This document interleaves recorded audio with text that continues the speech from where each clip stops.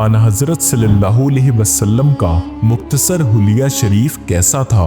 अस्सलामु अलैकुम नाज़रीन, आप सल्लल्लाहु अलैहि वसल्लम का हुलिया कुछ ऐसा था।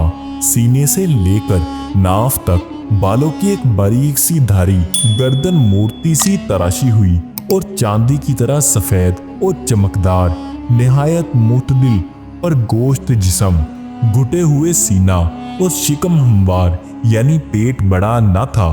दोनों मूंढों के दरमियान जरा फासला और कुशादगी, मजबूत जोड़ों बंद कपड़ों से बाहर जिस्म का हिस्सा गोरा तो ढके का क्या कहना।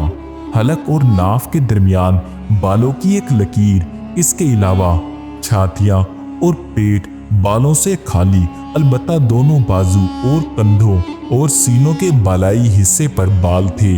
आपकी कलाइयां दराज, हथेलियां फराक, दोनों हाथ और पैर पर गोश्त और गदाज और उंगलियां दराजी माइल, पैरों के तलवे जरा गहरे, कदम ऐसे चिकने कि पानी इस पर ना ठहर सके।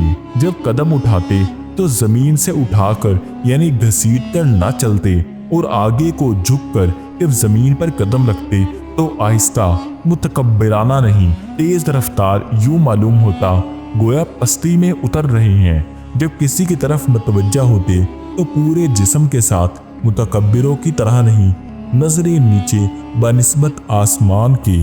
आपकी नजर अक्सर जमीन की तरफ रहती।